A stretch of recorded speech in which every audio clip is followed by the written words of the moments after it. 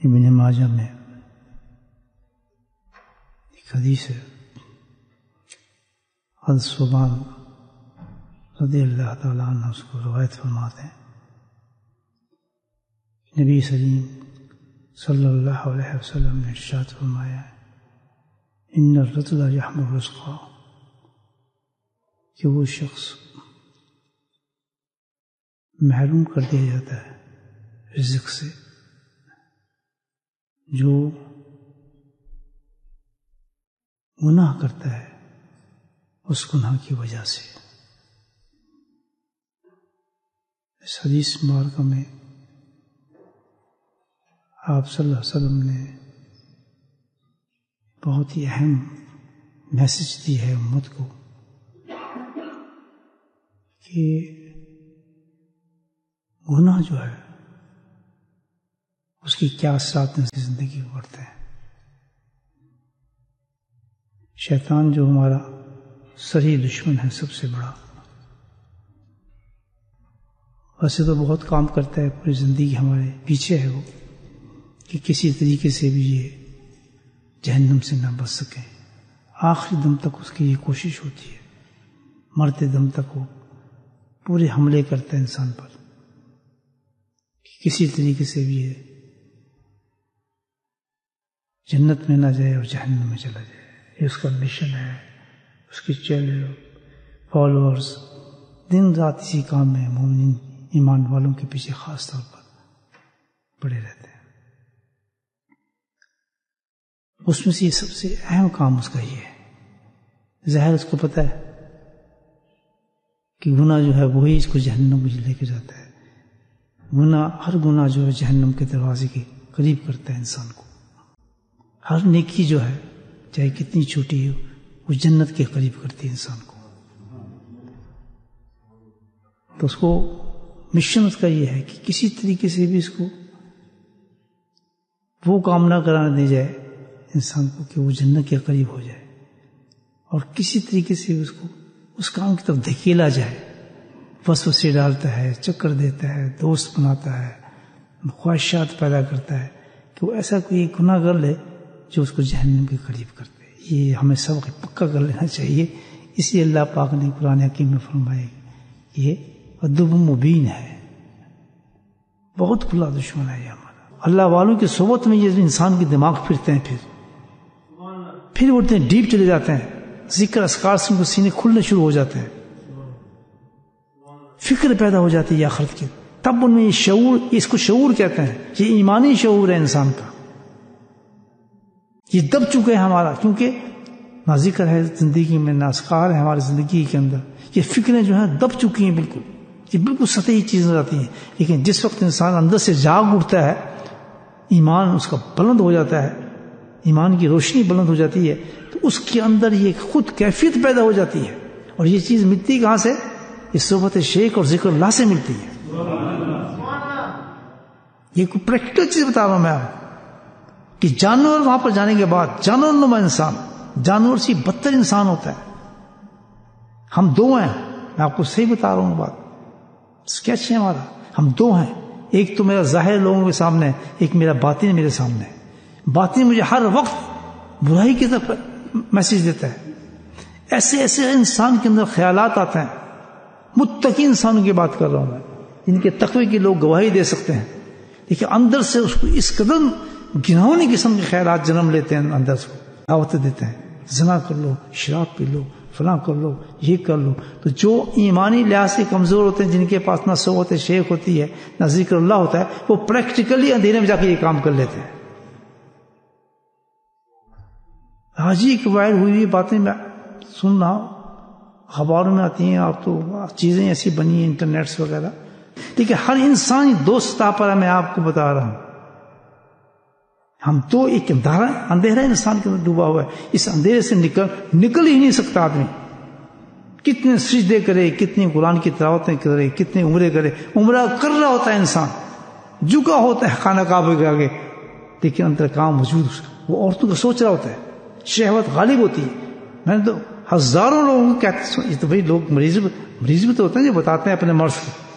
طواف کرنے کے بعد باہر آتے کہ آدمی کہتا ہے کہ حضرت میری پتہ نہیں کیا ہے یہ شہوات میری جان نہیں چھوڑتی, آنکھوں میری عورتیں ہی رہتی ہیں. یہ وجہ ہے, یہ ایک ایسی چیز نہیں ہے کہ نہ ہو, ہمارے اندر یہ فطرت پیدا کر دی گئی ہے, تو اس کے لیے پروٹیکشن دی ہمیں اللہ نے.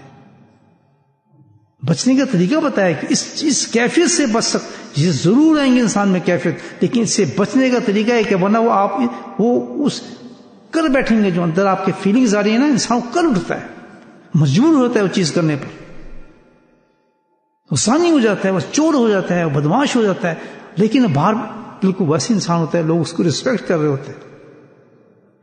وجہ کیا ہے کہ تو اس سے بچنے کے لیے اللہ نے پروٹیکشن کیا دی ہے کہ صحبت شیخ اور ذکر اللہ اس کے لیے سب سے بڑی چیز. یہ کوئی دنیا کی معمولی بھائی, یہ عام سطح بات نہیں ہے کہ آپ کسی اللہ والے کے پاس جا رہے ہیں, اسے بیعت ہو رہے ہیں یا ذکر سیکھ رہے ہیں. یہ کوئی دنیا کا رواج نہیں ہے, یا کسی پہ احسان کوئی نہیں کر رہا. یہ تو ایک بہت بڑا پروٹیکشن جو اللہ نے دی ہے, ہم اس کو ریجیکٹ کر رہے ہیں. آپ کریں, واللہ میں قسم کھا کے کہتا ہوں کوئی انسان سچ صحیح ہو ہی نہیں سکتا. جو اس راستے کو نہیں پکڑے گا میرے بھائیو, میں آپ کو بتا رہا ہوں, اس کا اندر باطن کبھی صاف شفاف ہو ہی نہیں سکتا. ظاہر میں کتنی چیزیں کر لے, کتنے اعمال وہ کر لے, اندر سے پوری دعوت اس کو پہنچ رہی ہوتی ہے. اور وہ اتنا کمزور ہوتا ہے اندر سے انسان, اتنا کمزور ہوتا ہے انسان, اتنا کمزور ہوتا ہے کہ وہ کر اٹھتا ہے, وہ مجبور ہوتا ہے وہ کام کرنے کے لیے. پھر سوچتا ہے کہ میں یہ کام بھی کروں, مجھ سے یہ کیسے کام ہو گیا, یہ میں نے زنا کیسے کر لیا, یہ میں نے اپنے ہاتھ سے اپنی زندگی کو برباد کر لیا. جوانوں کی سٹوری ہے. وجہ یہ ہے کہ آج ہم نے اس راستے کو ایک بہت سطحی راستہ سمجھا. یہ پیر ہے جی, بس اس کے پاس چلی جاتے ہیں, یہ جی بس اللہ والا ہے, بس دعا کرا لو. اللہ کے بندے, یہ ایک بہت بڑا جنت کا دروازہ کھولا اللہ تعالیٰ نے. تمہارے دین کو پروٹیکٹ کرے گا, تمہارے قرآن کو پروٹیکٹ کرے گا, تمہارے حفظ کو پروٹیکٹ کرے گا, تمہاری امامتوں کو, تمہارے تقووں کو, تمہارے جو احادیث ہیں ان کو یہ تمہارے پروٹیکٹ کرے گا. ورنہ یہ رتبے دنیا کی طرف تو چلیں گے, لیکن اندر تمہارا بہت خبیث ہوگا. ایک عام عورت آ کے تمہیں پگلا دے گی ایک منٹ کے اندر, تمہارے رنگ کو بدل دے گی, تم پہ دنیا غالب ہو جائے گی. وہ خواہش اندر چلتی ہیں, دنیا کمانے کی ہے بس. یہ ساری چیزیں جو انسان کے اندر موجود ہیں, اور یہ اسی وقت کنٹرول ہوتی ہیں, ختم نہیں ہوتی ہیں. میں آپ کو بتا رہا ہوں یہ ختم نہیں ہوتا ہے. یہ قرآن تک, قرآن بتاتا ہے حتیٰ جاتے کے لیے کہ جب تک موت انسان کی نہیں آتی ہے اس وقت ہمیں سے فائٹ جاری رکھنی ہے, اور اس وقت تک, موت کے آخری لمحے تک ہمارا کنیکشن شیخ کے ساتھ قائم رہنا چاہیے. اس کو کہتے ہیں تصور شیخ. یہ ایک محنت ہے, یہ ایک کوشش ہے, یہ ایسی چیز نہیں ہے بھائی. یہ تو میں اپنی زندگی کی بات آپ کو بتا رہا ہوں کہ میں جو الحمدللہ جو میں نے سیکھا ہے کہ اگر آج حضرت نہ ملے ہوتے, سبحان اللہ, تو یہ انسان کہاں ہوتا. انسان جانور سے بدتر ہے. یہ دو رخ ہیں انسانوں کے, میں آپ کو بتاتا ہوں. ہر وقت دعوت ہوتی ہے انسان کی. آپ کے ہاتھ میں ذکر ہوگا, تسبیح کریں گے, شیطان نے آپ کو وسوسہ پورا ڈال رہا ہوگا. تو یہاں حکم یہ ہے کہ تم شیطان کی وسوسے سے کم, اللہ نے اتنا آسان کر دیا کہ تو فکر نہ کر, وسوسے تیرے آتے جائیں گے, فکر نہ کرنا. شیطان تجھے پوری دعوتیں دے گا, لیکن تسبیح کو نہ چھوڑنا. باقاعدہ تیرا ذکر قبول ہو رہا ہے, ویسے ہی تجھے ثواب نہیں بلکہ اس سے زیادہ تجھے ثواب دیا جا رہا ہے. اس کا تو مقصد یہی ہے. وہ یار یہ تو چیزیں مجھے تنگ کر رہی ہیں, عورتوں کے خیال آ رہے ہیں, یار مجھے شراب کے خیال آ رہے ہیں, مجھے تو زنا کے خیال آ رہا ہے. چھوڑو کیا ذکر کرنا, چھوڑو یار حضرت کے پاس کیا جا کے, مجلس میں جاتے بھی ہیں, روز ذکر میں بیٹھتے بھی ہیں, آہستہ آہستہ اس کو نکال دیتا ہے شیطان. تھانوی رحمۃ اللہ حکیم الامت ہیں, بتاتے ہیں خبردار, اللہ نے تجھے ایک راستہ دے دیا ہے. یہ اقیم الصلاۃ جو نماز کے بعد تو مانگتا تھا, اللہ نے تجھے بے کرم فرما دی ہے. یہ جنت کا دروازہ کھول دے اس آدمی کے راستے سے تیرا. تجھے یہاں تیری پروٹیکشن ہو جائے گی تیرے دین کی, اور تجھے پتہ نہیں چلے گا کہ کس طرح تو پروٹیکٹ ہو رہا ہے, کس طرح تیری جذبات کو دبایا جا رہا ہے, کنٹرول کیا جا رہا ہے. ورنہ تو کر بیٹھے گا یہ کام. تو بایزید بستامی سے کیا گناہ ہوا ہوگا ایسا آپ سوچیں ضرور, جو اتنی بڑی سزا ملی ہے. سوچیں آپ, کہنے گناہ میرے سامنے آ گیا. سبحان اللہ, بولے سبحان اللہ. اب گناہ آپ سن لیں, کسی گناہ میرے سامنے آ گیا جس کی اتنی بڑی سزا مجھے ملی کہ جسے میں سوچ بھی نہیں سکتا. کیا گناہ کہتے آج جب صبح میں مسجد سے نکلا تھا تو عجلت میں شیطان، میں نے کہا ہر کتنا ہی اونچا ولی ہو، شیطان کا کام مشن چل رہا ہے۔ ایک یاد رکھنا بات یہ بھی کریں کہ ہم سمجھتے ہیں کہ جو اللہ کے ولی ہوتے ہیں نا بڑے بے فکر ہوتے ہیں، ان کو کوئی فکر نہیں ہوتا۔ سب سے زیادہ جس کو فکر ہوگا وہ سب سے بڑا اللہ کا ولی ہوگا۔ یاد ولی کی سب سے بڑی نشانی ہے کہ سب سے زیادہ ڈرنے والا ہوگا وہ۔ آج جس بستی کے اندر کوئی اللہ کا ولی بیٹھا ہوگا، اگر وہاں عذاب آ گیا تو وہ کہے گا یہ میری وجہ سے عذاب آیا ہے۔ وہ اپنے پہ لے گا ہر چیز کہ میں سب سے بڑا گناہ گار ہوں۔ یہ نہیں کہ یہ ہے وہ نمازی تھا، فلاں نہیں تھا، یہ نہیں۔ وہ اتنا ڈرنے والا ہوتا ہے شخص کہ راتوں کو روتا ہے اپنے لیے، بلکہ لاکھوں مرید اس کے ہوں۔ لیکن اللہ والے کی شان ہے، میں آپ کو بتا رہا ہوں۔ نبی کریم صلی اللہ علیہ وسلم کو آپ دیکھیں، آپ کی ذات گرامی، آپ کو سوچیں ایک ایک مجلس میں حدیث میں آتا ہے 70 دفعہ 100 دفعہ استغفار کر کے نکلتے تھے آپ۔ یہ کیا چیز تھی؟ عائشہ صدیقہ کہتی تھی کہ آپ تو بخشے بخشائے ہیں، کیا ہو گیا آپ کو اس کا آپ گریہ فرماتے ہیں کہ ساری زمین گیلی ہو جاتی ہے آپ کے رونے سے۔ کیا تھا اتنی بلندی، جتنا انسان اللہ کے قریب ہوگا اتنا، جتنا یہ آپ اس پہ آپ نقطہ لگا لیں، کیونکہ ہم اس پہ محنت کر رہے ہیں، میں بھی آپ کے ساتھ ہوں، آپ تو مجھ سے ہزار سے بہتر ہوں گے، آپ تو پتہ نہیں کیا کیا آپ کے مقام ہوں گے، میں تو خیر ناپاک کیڑا ہوں۔ تو سوچ لیں اس بات کو اچھی طریقے سے کہ آپ جب ہم تسبیح کرتے ہیں، اللہ کا ذکر کرتے ہیں، صحبت شیخ لیتے ہیں، تو ہم میں کیا تبدیلی لینا چاہیے؟ سب سے پہلے کہ اللہ کا خوف آ جانا چاہیے۔ کتنا خوف آیا ہمارے میں؟ جس قدر خوف ہوگا سمجھیں اسی قدر آپ کے پاس اللہ کی ولایت موجود ہوگی۔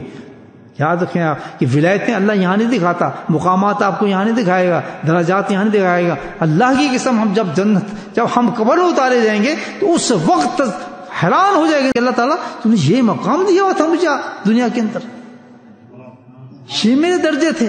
اور جب ریسیو کرنے وہاں پر آئیں گے لوگ تو آدمی تنگ رہ جائے گا، یہ میرے مقامات اور یہ میرے درجے تھے۔ نشانی اس کی کیا ہے؟ نہ کشف نشانی ہے، نہ کرامات نشانی ہے، نہ حفظ نشانی ہے، نہ قرات نشانی ہے، نہ فلاں ہوتے ہیں، نہ فلاں ہوتے ہیں، نہ حضرت صاحب، کوئی نشانی اس کی نہیں۔ اس کی نشانی کیا ہے؟ وہ بندہ بہت ڈرتا ہوگا اللہ تعالیٰ سے۔ سبحان اللہ۔ کسی کو اس نے کوئی برا کہہ دیا ہوگا تو ساری رات روتا رہے گا، یا اللہ مجھ سے تو بڑی غلطی ہوگی، میں نے اس آدمی کو برا کیسے کہہ دیا، یار اس آدمی کو میں نے حق کیسے مار لیا، یار آج میں نے اپنی بیوی کے ساتھ اتنی زیادتی کیوں کر دی، حتیٰ کہ اپنی اولاد کے لیے یار میں نے اس اولاد کو تھپڑ کیوں سمجھایا، اور طریقہ نہیں۔ اس کے اندر خوف خدا اتنا ہوتا ہے کہ وہ ہر چیز سے کانپنے لگتا ہے کہ اللہ تعالیٰ یہ مجھ پہ عذاب نہ بن جائے۔ تو وہ بایزید بستامی اتنی بڑی شخصیت بتا رہا ہوں، جس اتنے قریب کے 5ویں رکبہ ہے نبی پاک صلی اللہ علیہ وسلم ان کی سلسلے کے اندر، ساری دنیا کو فیض دے رہے ہیں، وہ ساری دنیا میں فیض جا رہا ہے ان کا، بایزید بستامی رحمۃ اللہ علیہ۔ تو کیا روئے کہ ہوا کیا میرے ساتھ، میں آج جب نکلنے لگا تو آج غلطی مجھ سے یہ ہوگی۔ جو اب دیکھیں آپ بڑے بڑے انسانوں کے ساتھ کیا حال ہو جاتا ہے۔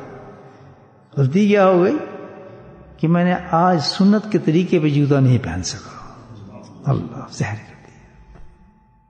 کیا طریقہ سنت کا جوتا پہننے کا؟ بھائی مسجد سے نکلیں تو کون سے پہلا پاؤں نکلنا ہے پہلے بار؟ اب یہ آپ سن لیں، کون سے پہلا پاؤں نکالتے ہیں ہم؟ جی مسجد سے نکلنا کون پہلا نکلے گا؟ پاؤں بایاں پاؤں نکلے گا، لیکن پہننا کون سے ہم نے؟ جی تو طریقہ کیا ہوگا؟ ہم اس مسجد میں ہیں، مسجد کی حد تو ختم ہو گئی، جوتا وہاں میں نے پہننا ہے، تو کون سے پاؤں سے پہنیں گے جوتا آپ؟ ہم کیا کرتے ہیں؟ سیدھا کیا کرتے ہیں؟ سیدھے پانی سے ہے نا، تو پھر پاؤں کون سا نکلا پہلے پتہ ہے؟ صوفیو ہم کہتے ہیں سنت کیا؟ اب یہ سنت کی بات سن، نکلا کون سا پاؤں؟